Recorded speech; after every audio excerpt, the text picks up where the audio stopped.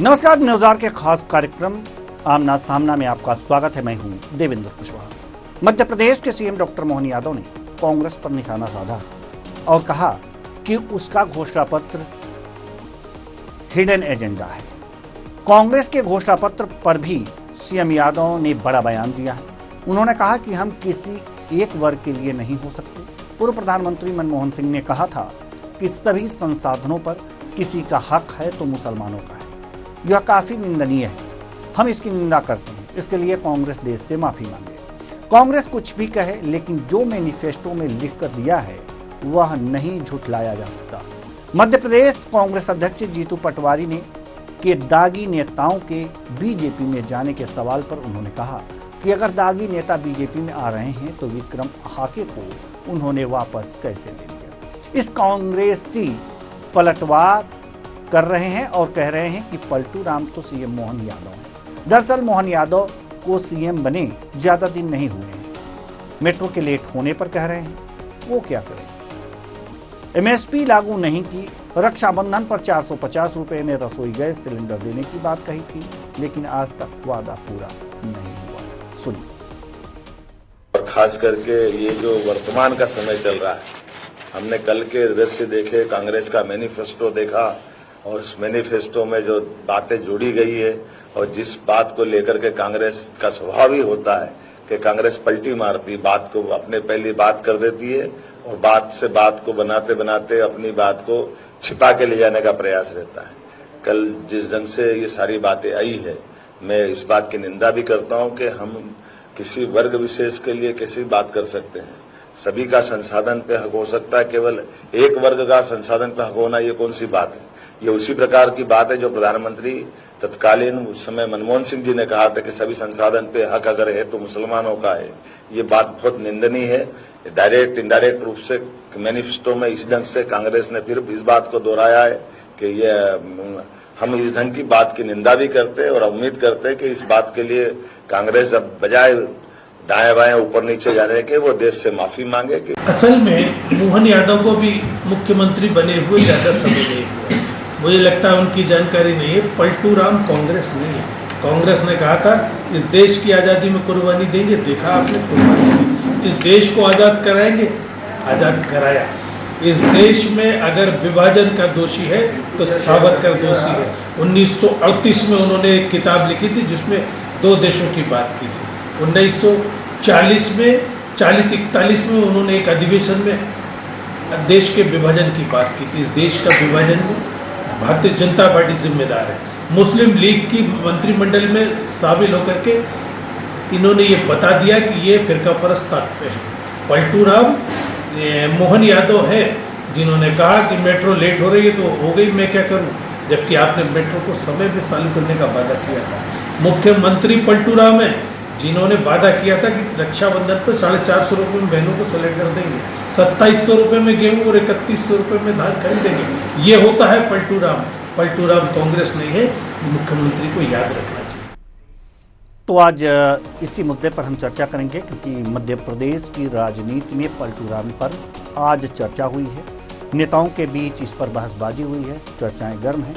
तो हम भी आज इसी पर चर्चा करेंगे और चर्चा के लिए हमारे साथ जो मेहमान अभी जुड़े हुए हैं उनसे आपका परिचय करा दें। वंदना त्रिपाठी जी, प्रवक्ता बीजेपी, बहुत बहुत स्वागत है आपका हमारे इस कार्यक्रम में। वंदना जी, कांग्रेस बीजेपी को पलटू राम कह रही है, बीजेपी कांग्रेस को पलटू राम कह रही है।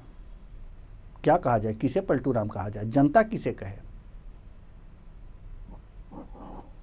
जी नमस्कार देवेंद्र जी। देखिए, कांग्रेस पार्टी अपने ही बयानों से पलट जाती है और कांग्रेस पार्टी हमारे मुख्यमंत्री जी पलटू राम है।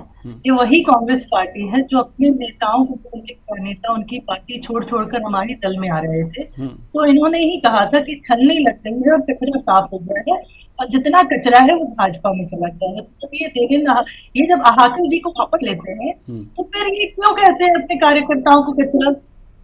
जब वो वापस उनकी पार्टी में चले जाते हैं तब वो कचरा नहीं रह जाते, तो फिर से अच्छे हो जाते हैं। तो देखिए, पलटना और पलटू राम वाली जो आदतें हैं ये सब कांग्रेस पार्टी की आदतें हैं। भारतीय जनता पार्टी जो कहती है वो करती है। हमने जो जो कहा वो करके दिखाया, चाहे धारा 370 हटाना हो, चाहे राम मंदिर का निर्माण करना हो, चाहे 3 तलाक हटाना हो, चाहे CAA अप्लाई करवाना हो, चाहे नारी शक्ति वंदन अधिनियम लाना हो, चाहे महिलाओं को प्रतिनिधित्व बढ़ाने की बात हो, उनके लिए आरक्षण की बात हो, हमने जो जो कहा वो करके दिखाया। हमने तो मछुआरों को तक किसानों की कैटेगरी में शामिल किया। आज तक कौन सी ऐसी सरकार थी जिसने कोस्टल रीजन में रहने वाले उन मछुआरों की चिंता करी? हमने चिंता करी, हमने किसानों की श्रेणी में शामिल किया है अपने संकल्प पत्र में, और जो लाभ किसानों को मिलते हैं वो उन्हें दिए जाएंगे। तो हम तो जो कहते हैं वो करके जमीनी स्तर पर दिखाते हैं, और जनता जानती है कि हमने करके दिखाया है। अभी भी हम आगे भविष्य में कह रहे हैं कि 2035 में विश्व की सबसे बड़ी 3 नंबर की सबसे बड़ी अर्थव्यवस्था भारत को बनाएंगे, तो हम बनाएंगे। हम कह रहे हैं 2026 के लिए मेजबानी मांग रहे हैं, तो हम बिल्कुल कोशिश करेंगे कि हमें मिले, और हम उस स्तर का अपने भारत को विकसित करेंगे। हम जो भी कहते हैं, हमारे मोदी जी जो भी कहते हैं वो करके दिखाते हैं। कांग्रेस पार्टी की तरह नहीं, दूसरी पार्टी पर आरोप प्रत्यारोप। अगर आज उन्होंने मुख्यमंत्री जी ने कहा कि मेट्रो प्रोजेक्ट लेट हुआ है, हम एक बात आपसे करना चाह रहे हैं। अभी शुरू में आपने एक बात कही है कि कांग्रेस के नेता खुद पलटू हैं। अगर वो बीजेपी ज्वाइन करते हैं तो फिर वो पलट करके कांग्रेस में भी चले जाते हैं। ये मैंने नेताओं के पलटने की बात नहीं कही। जी देवेंद्र जी, आप गलत समझ रहे हैं। नहीं, ये पलटे तो हैं। अगर जो मान लीजिए, अगर जो विक्रम आहाके जी हैं, कभी पलट के इधर कभी पलट के उधर, तो पलटना तो मानेंगे ना। नहीं देवेंद्र जी, मेरे कहने का ये तात्पर्य नहीं था। कहने का तात्पर्य ये था कि जब आहाके जी इस पार्टी में आए थे तो भूरिया जी ने कहा था, पार्टी नेता भी आए थे, तो भूरिया जी ने कहा था कि जितना कचरा है वो भारतीय जनता पार्टी में चला गया है। तो जब ये आहाके जी वापस चले गए तब ये कचरा नहीं रह जाते। जब ये इनकी पार्टी के जो भी नेता हमारी पार्टी में आते हैं उन्हें ये भ्रष्टाचार बता देते हैं, तो फिर ये वापस क्यों लेते हैं? ये पलटने का प्रत्यक्ष प्रमाण है ना कि आप उनको वापस क्यों ले रहे हैं। अगर वो आपको लगता है वो भ्रष्टाचारी है, वो कचरा है आपकी पार्टी का, तो आपको वापस नहीं लेना चाहिए। इससे बड़ा पलटना कुछ भी नहीं हो सकता है। इसीलिए कृपया करके दूसरों पे आप उंगली उठाने से पहले स्वयं का आकलन कर ले कि आप कहाँ खड़े हैं। कांग्रेस पार्टी से सिर्फ इतना ही कहना चाहूँ जी। हमारे साथ अमित चौरसिया जी, कांग्रेस प्रवक्ता, भी जुड़ चुके हैं। बहुत बहुत स्वागत है आपका हमारे इस कार्यक्रम में। थोड़ी देर बाद जुड़े हैं, लेकिन जुड़े हैं, और सवाल आपसे ही। पलटू राम, आज बड़े नेताओं के बीच यही वार्ता थी, पलटू राम। बीजेपी कांग्रेस को और कांग्रेस बीजेपी को पलटू राम की संज्ञा दे रही है। बीजेपी ने तो बता दिया कि किस तरह से आप पलटू राम हैं, यानी कि कांग्रेस पलटू राम है। अब कांग्रेस का नज़रिया क्या है कि बीजेपी किस नज़रिए से, बीजेपी को किस नज़रिए से देख रही है कि बीजेपी पलटू राम है?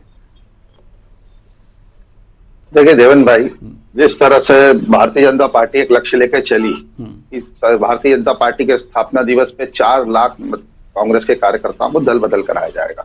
ईडी, सीबीआई, इनकम टैक्स से साइकोलॉजिकल वॉर चालू करके ये पूरे तीनों डिपार्टमेंट को छोड़ दिया गया। सारे दबाव प्रभाव लगा के कांग्रेस को एक टारगेट किया गया इस चुनाव में मतदाताओं में ये दिखाने के लिए कि हमारे सामने विपक्ष कहीं नहीं। पर आज परिस्थितियां बदल गई मध्य प्रदेश में। 29-0 का लक्ष्य लेकर चल रही भारतीय जनता पार्टी आज मध्य प्रदेश का चुनाव बराबरी पे आ गया। जो हताशा माननीय मुख्यमंत्री मोहन यादव जी के भाषणों में, अमर्यादित भाषणों में दिख रही है, जो दर्द उनका झलक रहा है, आज प्रदेश में पूरी भाजपा बिखरी हुई है। कैलाश विजयवर्गीय जी कहीं एक बयान दे रहे हैं, नरोत्तम मिश्रा जी कहीं एक बयान दे रहे हैं, शिवराज सिंह चौहान जी कहीं एक बयान दे रहे हैं। तो आज खुद नरेंद्र मोदी जी को मध्य प्रदेश में आना पड़ा, तमाम रैलियां करना पड़ी। जो भारतीय जनता पार्टी के सबसे सुरक्षित गढ़ थे, भोपाल, जबलपुर, इंदौर, वहां पे मोदी जी को सभाएं लेना पड़ रही, रैलियां करना पड़ी। तो इससे समझिए कि भाजपा के अंदर किस तरह से खलबली मची हुई है। क्योंकि इंडिया गठबंधन जिस तरह से साउथ के अंदर, दक्षिण में पूरा पहले चरण में मोदी जी को समझ में आया, पहला चरण पूरी तरीके से उनके खिलाफ गया, दूसरा चरण भी उनके खिलाफ जा रहा है। तो ये पूरा एक प्रयास इन्होंने करा, और दल बदल का इनको कोई खास उपलब्धि इनको मिली नहीं। जो ये सोच रहे थे कि एक बड़ा व्यापक इनको उसका जन समर्थन मिलेगा और कांग्रेस पूरी तरीके से कमजोर हो जाएगी, चुनाव में कहीं नजर नहीं आएगी, उसका विपरीत ये हुआ कि आज भारतीय जनता पार्टी का देव दुर्लभ कार्यकर्ता जो अपने आप को ठगा हुआ महसूस कर रहा था, उसने मतदाताओं को अपील करना छोड़िए, बूथ में बैठना तक उचित नहीं समझा। पहले चरण में ये चीज इनको देखने को मिली।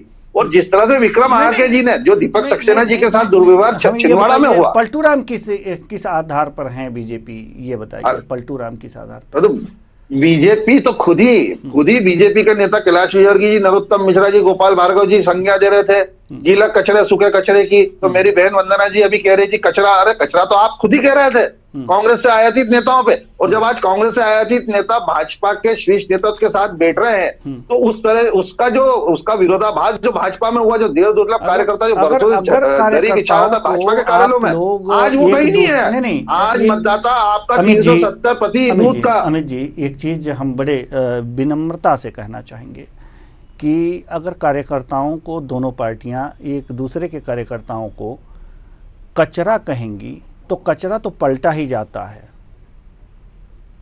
ऐसे में ये तो इन्हीं को सोचना चाहिए ना।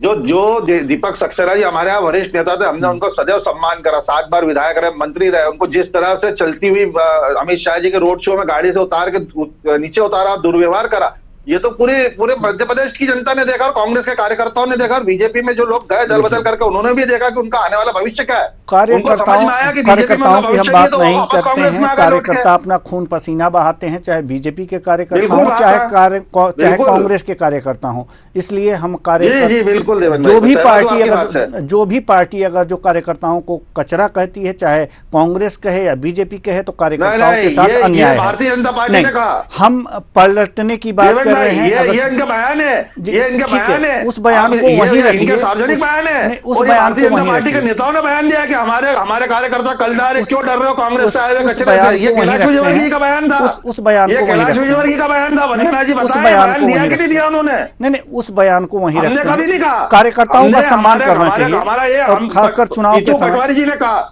देवन भाई, जीतू पटवारी जी ने कहा कि हमारा एक भी कार्यकर्ता पार्टी छोड़ के जाता है, हमें दर्द होता है, क्योंकि वर्षों की तपस्या रहती है अपने माता संगठन के प्रति, उसका विश्वास रहता है। अगर एक भी कार्यकर्ता हमारा पार्टी छोड़ के जाता है तो हमें दर्द होता है। लेकिन जो गंदी राजनीति मोदी जी विदेशों से लेकर आए, साइकोलॉजिकल वॉर लेकर आए, वो सबसे गंदी राजनीति का आज परिणाम भारतीय जनता पार्टी खुद भुगत रही है। आज इनका देव दुर्लभ कार्यकर्ता इनको 370 बूथ के लक्ष्य को छोड़ के घर बैठ गया है। जो पिछले 6 लोकसभा के अंदर पहले चरण का मतदान हुआ, क्यों मतदान प्रतिशत गिरा? भाजपा का कार्यकर्ता क्यों बूथ पे नहीं दिखा? ये इसका सबसे बड़ा उदाहरण है दल बदल की जो आज भोग रही है भारतीय जनता पार्टी। अमित जी, भाजपा का कार्यकर्ता अगर सक्रिय होता तो परसेंटेज बढ़ जाते, आपके कहने का तात्पर्य है। तो क्या मतलब ये माना जाए कि ये जो भी परसेंटेज हुए हैं कांग्रेस के कार्यकर्ताओं की सक्रियता से बढ़े हैं, आप ये कहना चाह रहे हैं? कांग्रेस का एक एक कार्यकर्ता दृढ़ संकल्पित होकर अपने बूथ पे और पोलिंग पे था। आप देखिए बालाघाट के अंदर नक्सलियों की धमक, हमारे बूथों पे आदिवासियों का 100% मतदान हुआ। और ये दल बदल की गंदी राजनीति भारतीय जनता पार्टी, दल बदल की बात छोड़ देते हैं। भारतीय जनता पार्टी का देव दुर्लभ कार्यकर्ता अपने आप को ठगा हुआ महसूस कर रहा है। बयानों पे पलटने वाली बात करते हैं। शायद वंदना त्रिपाठी जी कुछ कहना चाह रही हैं, जल्दी से अपनी बात रखिए। हमारे साथ वरिष्ठ पत्रकार आदित्य नारायण उपाध्याय जी आ चुके हैं। बहुत बहुत स्वागत है आपका हमारे इस कार्यक्रम में, हम आपके पास आएंगे, लेकिन वंदना जी कुछ कहना चाह रही हैं। वंदना जी अपनी बात रखिए। देखिए, ये जो मेरे भाई अमित जी इतनी जोर जोर से चिल्लाकर बोल रहे हैं, तो जोर जोर से चिल्लाकर बोलने से झूठ सच नहीं हो जाता। आपके अरे ये तो भारतीय जनता पार्टी की, ये तो भारतीय जनता पार्टी करती है, जोर जोर से झूठ बोलना, चिल्लाना। वंदना जी, ये भाजपा का चाल चरित्र चेहरा है। मन से नरेंद्र मोदी जी झूठ परोस रहे हैं। कांग्रेस के घोषणा पत्र पे हिंदू मुस्लिम पे लेकर आ गए चुनाव को। आपको पता है कि आज आपके साथ देश की जनता खड़ी नहीं है, तो आप वापस राम मंदिर पे लौट गए, वापस हिंदू मुस्लिम पे लौट गए। तुष्टिकरण की राजनीति है। खुद देश के प्रधानमंत्री मन से झूठ परोस रहे हैं। वंदना जी, खुद देश के प्रधानमंत्री, आप हमको क्या बता रही है? प्रधानमंत्री जी का भाषण सुनिए, खुद झूठ परोस रहे हैं मंचों से। जीवन में कितना अनुशासन एक कांग्रेस पार्टी के कार्यकर्ता होने के नाते रखते होंगे। हमारे वहाँ भारतीय जनता पार्टी में हमें सबसे पहले सर्वप्रथम अनुशासन सिखाया जाता है। दूसरी पार्टी के प्रवक्ता का भी सम्मान करना जानते हैं, आपकी तरह चिल्लाते नहीं है। तो कृपया कर शांति से मेरी बात तो झूठ मत परोसिए, सम्मान हम भी कर रहे हैं आपका। आपकी पार्टी से सुनिए, वरना आप ही डिबेट करिए, मैं डिबेट छोड़ देती हूँ। आप डिबेट छोड़ दीजिए, उससे कोई फर्क नहीं पड़ता है, लेकिन सच बताइए, झूठ आपके देश के प्रधानमंत्री परोस रहे हैं मंचों से। कुछ नहीं बोलेंगे आप। अमित चौरसिया जी, वंदना त्रिपाठी जी, ऐसी पार्टी में आप बैठे हुए हैं जहाँ पे कार्यकर्ता हताश निराश होकर 70,000 लोगों ने होली से पहले आपकी कार्यकर्ताओं ने छोड़ दिया था। चलिए, हम लोग विषयांतर हैं। अमित जी थोड़ा सा धैर्य रखिए। प्रवक्ताओं को हटा दिया और आप कहते हैं जीतू पटवारी को बड़ा दर्द होता है। अगर उन्हें इसका दर्द होता तो इतने सारे लोगों को हटा क्यों रहे हो? चलिए ठीक है, हम आएंगे आपके पास। हमारे साथ वरिष्ठ पत्रकार आदित्य नारायण उपाध्याय जी हमारे साथ जुड़े हुए हैं। आदित्य नारायण उपाध्याय जी, जहाँ तक पलटने की बात होती है, अगर राजनीति की बात करें, भारतीय राजनीति में पलटने की बात तो बयानों से पलटना होता है। ज़्यादा माना जाता है कि ज़्यादातर राजनेता अपने बयानों से पलट जाते हैं। अब मध्य प्रदेश में आज की जहाँ तक बात की जाए तो पलटू राम की बात सामने आ गई है। राजनीति और जो चर्चाएं होनी चाहिए वास्तव में मुद्दों पे होनी चाहिए थी, लेकिन बात यह है कि जो बड़े नेता कहते हैं उस पर हम लोग चर्चा जरूर करते हैं कि आखिर उनके पीछे मंशा क्या है। तो आज जो है पलटू राम एक ऐसा शब्द आ गया है कि बीजेपी और कांग्रेस एक दूसरे पर पलटू राम के आरोप लगा रही है। आपको क्या लगता है कि क्या सभी दूध के धुले हैं या सिर्फ एक दूसरे पे आरोप लगा रहे हैं, या वास्तव में समय और परिस्थिति के अनुसार कोई भी दल, चाहे बीजेपी हो, कांग्रेस हो, सपा हो, बसपा हो, जो भी हो, ये मौका पाते ही पलट जाते हैं? आदित्य नारायण जी। देखिए, जहां तक अभी पिछले दिनों का घटनाक्रम है, बहुत गंभीर बात है। जो हमने देखा कि छिंदवाड़ा में महापौर पद पर आसीन व्यक्ति जो है भारतीय जनता पार्टी में शामिल हुआ और उसके बाद तुरंत पलट करके वो उसने कांग्रेस को वोट देने के लिए जनता से अपील कर दी। ऐसा ही एक उदाहरण कांग्रेस के साथ भी घटित हुआ है, जहां एक प्रत्याशी जो है, लोकसभा का प्रत्याशी कांग्रेस ने टिकट घोषित किया था, बाद में उसका पर्चा निरस्त हुआ। उसके सारे तीनों प्रस्तावक जो है वो फर्जी पाए गए और निर्विरोध भारतीय जनता पार्टी का प्रत्याशी जो है निर्विरोध जीत की घोषणा कर दी गई। तो ये दोनों पार्टियों को इससे सबक लेना चाहिए कि किसी भी व्यक्ति को केवल चुनाव को दृष्टि में रख करके अपनी पार्टी में शामिल करने की बहुत जल्दीबाजी नहीं करना चाहिए। ये सबक इन दोनों घटनाओं से ले लेना चाहिए जी। हालांकि कांग्रेस के प्रत्याशी वाली जो बात है वो शामिल करने वाली नहीं है, पर उसके पीछे का घटनाक्रम बहुत कुछ सामने आना बकाया है। लेकिन जहां तक छिंदवाड़ा की बात मैं करूं, भारतीय जनता पार्टी ने पिछले लगभग 2 वर्ष में एक बहुत लंबा सिलसिला है कांग्रेसियों का भारतीय जनता पार्टी में शामिल होने का। तो भारतीय जनता पार्टी ने क्या पैमाने डिसाइड किए हैं ये तो वो खुद ही जानते हैं, लेकिन और उनको कितनी आवश्यकता थी अपने जमीनी नेताओं को दरकिनार करते हुए कांग्रेस से नेताओं को लाने का और उनको टिकट देने का। ये सब इन सब चीजों पर गंभीरता से विचार होना चाहिए जी। लेकिन चूंकि आज भारतीय जनता पार्टी लगातार जीतती चली आ रही है, इसलिए मुझे लगता है कि इस बात के लिए वो बहुत ज्यादा गंभीरता से विचार नहीं कर रहे हैं, पर करना चाहिए। जहां तक पलटू राम की बात है, सभी पार्टियों में पलटू राम होते हैं, और जब कोई बहुत बड़ा नेता अपनी बात को कह देता है कि ये सिर्फ एक जुमला था, तो अपनी बातों से पलटना सभी दलों के बड़े नेताओं की आदत बन चुकी है, और इस पर निश्चित तौर पर विचार होना चाहिए। इससे राजनीति की गरिमा कम होती है, राजनीतिज्ञ की गरिमा कम होती है। बिल्कुल, बात पलटने से राजनीति और राजनीतिज्ञ की गरिमा खत्म होती है। हम आना चाहेंगे अमित चौरसिया जी से। हम चाहेंगे कि कम शब्दों में अपनी बात रखें, क्योंकि वंदना त्रिपाठी जी के पास भी जाना है। बात अगर जो ये कहा जाए पलटने की, तो दल बदलना भी पलटने में ही आता है। आपके कार्यकर्ता दल बदल करके, यानी कि पलट करके बीजेपी ज्वाइन कर रहे हैं। किन परिस्थितियों में कर रहे हैं, उन परिस्थितियों की बात मैं नहीं करता, क्योंकि त्याग और तपस्या वाली पार्टी ये मानी जाती है जिसने अपने आंदोलन के बल पर अंग्रेजों को दूर भगाया। एयू ह्यूम से लेकर के अब तक ये सारी जो चीज़ें हैं कांग्रेस की, बहुत ही महत्वपूर्ण चीज़ें हैं, सत्याग्रह है और तमाम चीज़ें हैं, लेकिन आपके कार्यकर्ता पलट करके बीजेपी में जा रहे हैं, ये बात सही है। तो पलटू राम की स्थिति कांग्रेस में ही ज्यादा इस बार देखने को मिल रही है, ऐसा क्यों? देखो मिलेगी ना देवेन भाई, क्योंकि विपक्ष ही आज है जो मोदी जी के 400 पार वाले एजेंडे को रोके बैठा हुआ है। जो संविधान बदलने के लिए भारतीय जनता पार्टी के नेता यदा कदा मन से बोल रहे हैं, तो 400 पार को ये जिस तरह से संविधान बदलने के लिए चाह रहे हैं, उसके सामने सबसे बड़ा रोड़ा विपक्ष में कांग्रेस ही सबसे बड़ी पार्टी पूरे देश में। और आपको जो पर्दे पे पिक्चर दिख रही है दल बदल की, उसके पीछे के भी तो तथ्य समझना पड़ेंगे ना देवेन भाई। हमने कहा नहीं, उसके पीछे का तथ्य क्या है? एक सवाल और उठता है, आपने पीछे के तथ्य की बात की है तो रोकना चाहेंगे हम आपको। क्या आप दल बदल करा करके, अभी आपने एक बात कही है कि परसेंटेज कम हुए हैं, क्या आप दल बदल करा करके अपने लोगों को बीजेपी ज्वाइन करा रहे हैं जिससे कि वहां जाए और बीजेपी के कार्यकर्ता जो हैं वो उदासीन हो जाएं और उनके जो मतदाता हैं उनको पोलिंग बूथ तक ना ले जाने पाए, और आप अपने जो कार्यकर्ता, बचे हुए कार्यकर्ता हैं, उनसे अपने पक्ष में वोट डलवाने में सफल हो जाएं? क्या आपका हिडन एजेंडा है?